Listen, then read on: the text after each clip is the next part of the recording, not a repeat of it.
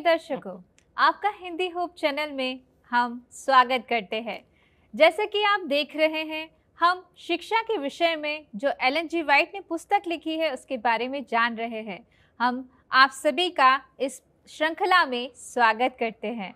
प्रिय दर्शकों, आज की श्रृंखला को शुरू करने के पहले आइए सिरों को झुकाएंगे और हम प्रार्थना करेंगे। पिताजी, हम आपसे ज्ञान मांगते हैं, बुद्धि मांगते हैं कि आप हमारी अगुवाई कीजिए। प्रभु यीशु मसीह के नाम में आमीन। आमीन। आज हमारे साथ इस श्रृंखला में जुड़ी है हमारी अतिथिगण डॉक्टर रिबिका। हम आपका स्वागत करते हैं और आज हम आगे जाएंगे और आज का जो शीर्षक है जो हमें मिलता है अदन में स्कूल। अदन में स्कूल के बारे में हम डॉक्टर रिबिका से जानना चाहेंगे कि यहाँ पे अदन में किस प्रकार की शिक्षा के बारे में, विषय के बारे में बताया गया है। Thank you Neeru. और आज जो हम देख रहे हैं ईडन स्कूल या अदन की स्कूल, यहाँ पे देखा जाए तो कौन प्राणी है जी, कौन है प्राणी? आदम और हवा, बिल्कुल, है ना जी। तो जब आदम और हवा है तो परमेश्वर ने उनको बनाया, जी, अपनी शक्ल में बनाया, जी, हवा को बनाया आदम में से निकाल के। तो वहाँ भी परमेश्वर अपनी शिक्षा देना मांग रहा था। जी, ठीक है, तो यहाँ पे वह मनुष्य धन्य है जो बुद्धि पाता है। आमीन। तो यहाँ पे बताया गया है कि जो अदन की जो वाटिका थी वो तो स्कूल था उनका, बिल्कुल, और जो प्रकृति थी, नेचर जो था, वो उनकी पुस्तक थी। ठीक है, और गॉड जी, वो उनका टीचर था, बिल्कुल, है ना। जी, तो आप बताइए, यहाँ कोई पुस्तक नहीं है, यहाँ कुछ नहीं है, जी, लेकिन परमेश्वर ने जो है स्कूल बनाया। अब रोज शाम को वो आता था उनको शिक्षा देने के लिए, जी, उनको गाइड करने के लिए, उनको सलाह देने के लिए, जी, और उन्हें चेतावनी भी देने के लिए। बिल्कुल, ठीक है, हम जब स्कूल में होते हैं तो हमें बताया जाता है कि ये अच्छा है, ये अच्छा नहीं है, बिल्कुल, और बच्चों को वो वैसे मानना चाहिए। अगर बच्चे जब नहीं मानते हैं तो वो बुरी आदतों में पड़ जाते हैं। तो इसी तरीके से परमेश्वर ने अपनी छवि यहाँ पे आदम और हवा के सामने अपनी छवि को उसने प्रस्तुत किया। बिल्कुल, परमेश्वर की छवि और महिमा वहाँ पे बनाई उसने उस स्कूल में। और पहला करंथियों 11:7 में लिखा हुआ है जी, कि परमेश्वर ने अपनी छवि तैयार करी। लेकिन आदम और हवा को ऐसी देन मिली थी जो उनके उच्च भाग्य के लिए अयोग्य नहीं थी। कितना अच्छा टीचर मिला उन्हें। सही बात हम तो सिर्फ प्रार्थना करते हैं और पवित्र आत्मा के द्वारा हमें बुद्धि भी मिलती है, बिल्कुल, हमें परमेश्वर सलाह भी देता है। जी, लेकिन यहाँ पे कितना अच्छा टीचर, काश कि मैं वहाँ पे होती और मुझे जी, परमेश्वर से आमने सामने बात करने का मौका सही मिलता, बात है। जो कि मेरे लिए पॉसिबल नहीं है। जी, और सबसे अच्छा बात है नेचर। बिल्कुल, आज अगर हम नेचर को, प्रकृति को देखेंगे, आदमी ने उसको भ्रष्ट कर दिया। सही बात है। जिस तरह की प्रकृति परमेश्वर ने बनाई थी, जी, पेड़ पौधे फल वगैरह सब कलरफुल थे, हरा भरा था, जी, वो पाप ने सब कुछ नष्ट कर दिया। पुस्तक तो खत्म हो गई उनकी, बिल्कुल, और जो स्कूल जो था, बगीचा, वो भी खत्म हो गया क्योंकि जी, उन्हें बगीचे से बाहर आना पड़ा। तो ये शिक्षा जो है परमेश्वर उन्हें दे रहा था। थैंक यू, धन्यवाद देते हैं, क्योंकि सही बात है कि यहाँ पे शिक्षा के बारे में देखते हैं और शिक्षक खुद परमेश्वर हो, इससे उत्तम बात हमारे लिए क्या ही हो सकती है। लेकिन एक और प्रश्न यहाँ पे मैं आपसे पूछना चाहूँगी। यहाँ कहता है यिर्मयाह की पुस्तक, उसका 21वां अध्याय, उसकी 11वीं आयत अगर हम पढ़ते हैं तो आप अपने बाइबलों में ज़रूर पढ़िएगा। यहाँ पे हमें किस प्रकार की शिक्षा के बारे में बताया जा रहा है, क्योंकि जब इसे हमने पढ़ा तो मैं बहुत उत्सुक थी। तो ये क्वेश्चन हम आपसे पूछना चाहेंगे कि इसका क्या जवाब होगा। ये जो यिर्मयाह की पुस्तक है और उसका 29वां अध्याय की 11वीं आयत में, ये बहुत लोगों ने इसके ऊपर प्रचार किया, बहुत लोगों ने इसके बारे में बताया है जी, लेकिन प्रचार करना एक बात है, उसको मानना दूसरी बात है, बिल्कुल, उसको समझना तीसरी बात है। तो ये जो प्रचारक हैं यहाँ पे कह रहे हैं कि बहुत अच्छी बात है, यिर्मयाह 29 का 11 में ये लिखा हुआ है, यहाँ पे हमें बताया गया है परमेश्वर हमारी भलाई के लिए काम करता है जी, है ना। बुराई के नहीं, शांति के विचार हैं जो परमेश्वर हमें देना मांगता है। यिर्मयाह 29:11 में लिखा हुआ है, उसका हर उद्देश्य उनका सर्वोच्च हित था। कहता मेरी जो योजनाएं हैं वो तुम्हारी बढ़ोतरी के लिए हैं। जी, परमेश्वर हमारे खिलाफ नहीं जाता कभी भी, जी, लेकिन हम परमेश्वर के खिलाफ चले जाते हैं, परमेश्वर से दूर हो जाते हैं, इसलिए हम परमेश्वर के खिलाफ हो जाते हैं। तो जब हम यहाँ पे देख रहे हैं कि वो शांति और भलाई की विचार वो शिक्षा देना मांग रहा था और बुरे विचार उसमें नहीं है। जी, यिर्मयाह 29:11 में हम अगर देखें तो बुराई के नहीं, शांति के विचार है। उनकी प्रगति के लिए, उनके विश्व उसको बढ़ोतरी के लिए उसने दिया है। तो अक्सर जब वे दिन के ठंड में बगीचे में टहलते थे तो उन्हें ईश्वर की आवाज़ सुनाई देती थी जी, और वे शाश्वत ईश्वर के सामने बातचीत करते थे। वाह, तो ईश्वर के सामने बात करें तो उनकी भलाई के लिए आएगा। बहुत ईश्वर अच्छी अगर बात शाम है। को आ रहा है, वो टहल रहे हैं, जी, उन्हें मौका मिल रहा है, कितना अच्छा मौका था कि बिल्कुल। परमेश्वर के साथ साथ चल रहे सच बात हैं, है। और कितना अच्छा था कि परमेश्वर उनकी भलाई के लिए बता रहा है जी, कि ठीक है, मैं कल फिर आऊंगा, कल फिर मैं तुम्हें और बताऊंगा, तुम्हारी भलाई के लिए करूंगा, तुम्हारी बिल्कुल। बुराई के लिए नहीं। बिल्कुल, जब वो रोज उनको देता है परमिशन, उनको भलाई के लिए उन्हें बताता है, उनकी सलाह, उनको सलाह देता है, उनकी उत्सुकता बढ़ती चली जाती, क्योंकि वो सिद्ध थे और वो सीखना बिल्कुल। मांग रहे थे, क्योंकि वो पाप में नहीं थे उस टाइम में जब परमेश्वर उनसे मिलता था। तो परमेश्वर हमारी भलाई के लिए ही काम करता है। धन्यवाद डॉक्टर रिबिका। क्षमा चाहूंगी, यिर्मयाह 29 और उसके 11वें अध्याय में हमें 11वीं आयत में हमने देखा कि किस तरीके से परमेश्वर हमारी भलाई के लिए चीज़ों को करते हैं, और सबसे अच्छा शिक्षक स्वयं खुद अदम की वाटिका में आदम और हवा को बातें सिखाते थे और आज्ञाओं के बारे में बताते थे। प्रिय दर्शकों, इसी तरीके से आप हमारे साथ जुड़े रहिएगा अच्छी अच्छी बातों की जानकारी के लिए। धन्यवाद। प्रिय दर्शकों, हमारे साथ जुड़े रहने के लिए हम आपका धन्यवाद देते हैं। जैसे कि आप जान रहे हैं कि हम शिक्षा के विषय में इस श्रृंखला में बातचीत कर रहे हैं, चर्चा कर रहे हैं। आइए हम एक और क्वेश्चन हम डॉक्टर रिबिका से पूछना चाहेंगे कि बात करते हैं आदम हवा को। तो आदम हवा को किस प्रकार की जिम्मेदारी दी गई थी? Thank you Neeru. यहाँ पे जो है मैनुअल लेबर तो था नहीं, जी, जैसे किसान खेत में काम कर रहा है या कंपनियों में काम कर रहे हैं जी, या पढ़ा रहे हैं, उस टाइप का तो लेबर बिल्कुल। था नहीं, जी, क्योंकि सब कुछ सिद्ध था, करने के लिए कुछ था ही नहीं वहाँ पे। लेकिन परमेश्वर ने फिर भी उन्हें जिम्मेदारी दी।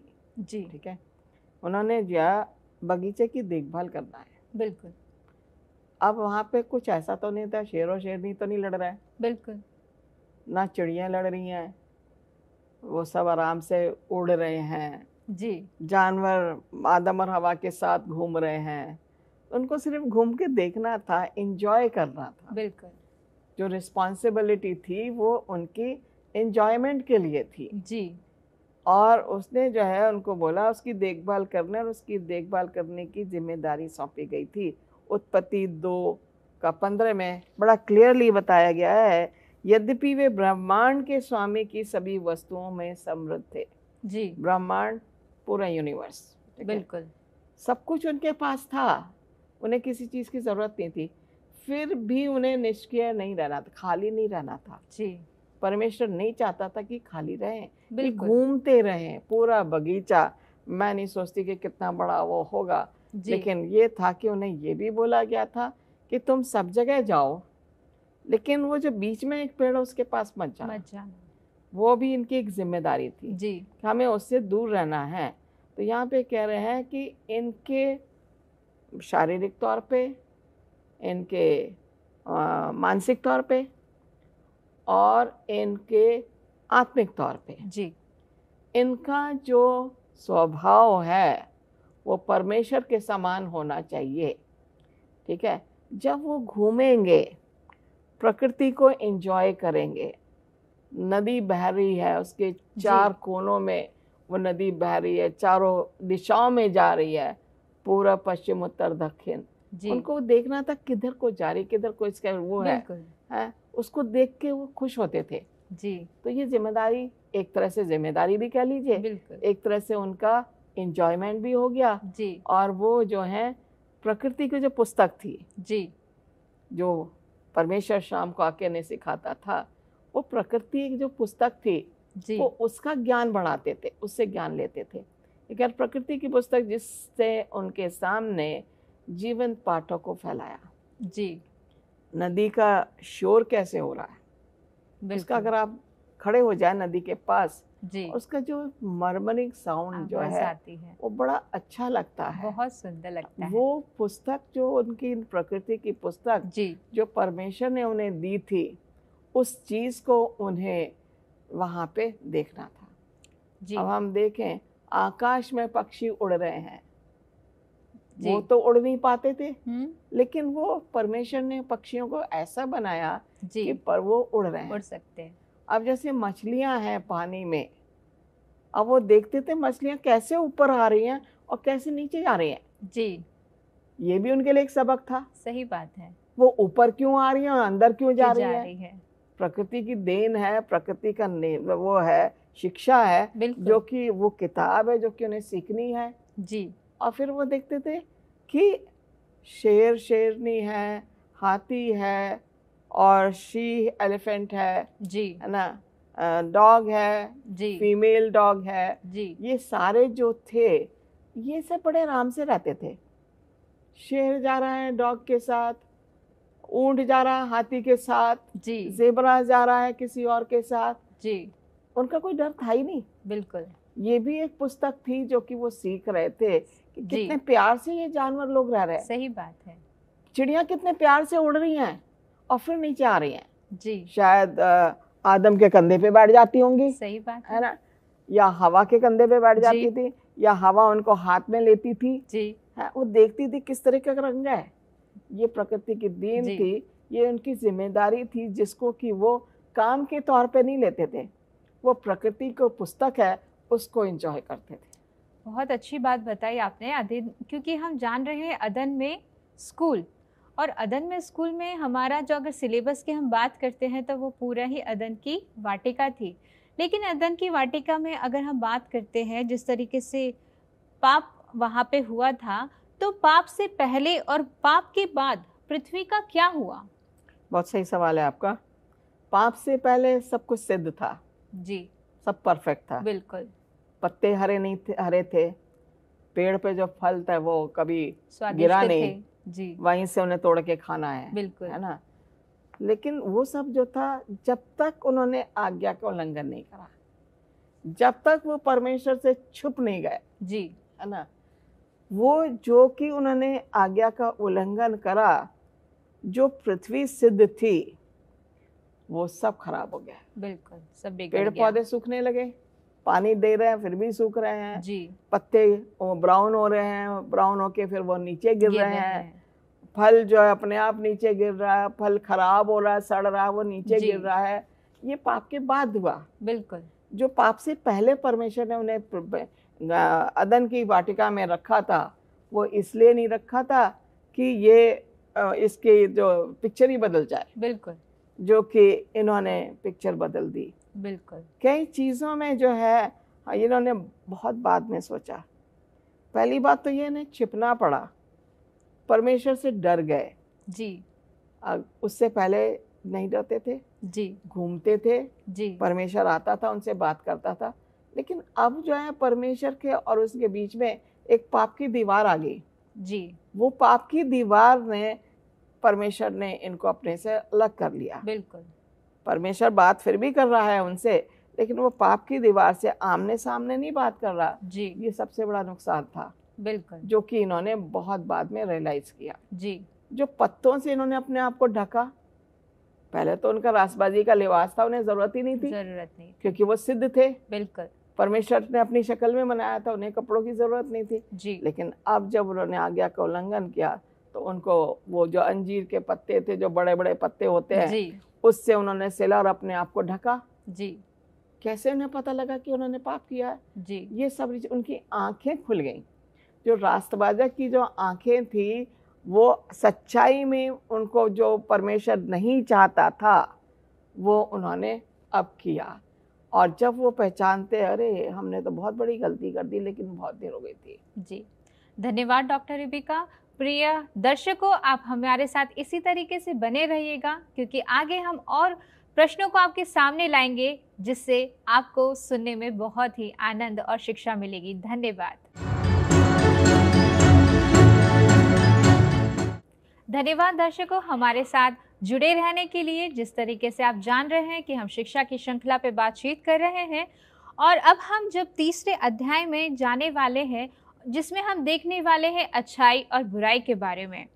डॉक्टर रिबिका, अच्छाई और बुराई हम सब इस बारे में जानते हैं, लेकिन यहाँ पे अगर बात करते हैं आदम और हवा की, तो आदम और हवा को परमेश्वर का बनाने का मकसद क्या था? बस यही आपका क्वेश्चन है, और मैं देख रही हूँ कि हम तीसरे अध्याय में आ गए हैं, अच्छाई और बुराई का ज्ञान, है ना। हमने थोड़ा सा टच किया था पाप में पड़ने का, ठीक है, पिछले उसमें। तो अब यहाँ पे हम देखेंगे परमेश्वर का क्या मकसद था आदम और हवा को बनाने का। जी, ठीक है। यहाँ पे कह रहे हैं, यद्यपि हमारे प्रथम माता पिता को निर्दोष और पवित्र बना गया था। एक चीज़ अगर देखा जाए, इनको जो बनाया गया था वो कि परमेश्वर चाहता था कि पृथ्वी पे कुछ ना कुछ हो, बिल्कुल, एक पॉपुलेशन तैयार हो, एक जनरेशन हो जो परमेश्वर को मानने वाली हो, जी, जैसे आदम और हवा हैं। तो हम यहाँ पे देख रहे हैं, इनको इसीलिए निर्दोष और पवित्र बनाया गया। जी, अब यहाँ पे कह रहे हैं, फिर भी उन्होंने गलत काम करने की संभावना से परे नहीं रखा गया। क्यों? उनको जो है एक चॉइस मिली। बिल्कुल, चुनाव उनके हाथ में, चुनाव उनके हाथ में आ गया। जब चुनाव उनके हाथ में आ गया, तो यहाँ पे परमेश्वर ने, अगर वो उनको चुनाव नहीं देता, तो शैतान था, वो कहता कि देखो इसने बनाया तो है आदम और हवा को, इनको पावर ऑफ चॉइस तो दी नहीं, बिल्कुल है, चुनाव करने का तो हक दिया ही नहीं दिया। क्यों? क्योंकि परमेश्वर क्या है, न्याय वाला नहीं है, जी, है ना। और शैतान को मौका मिल जाता, दोष लगाने का मौका मिल जाता।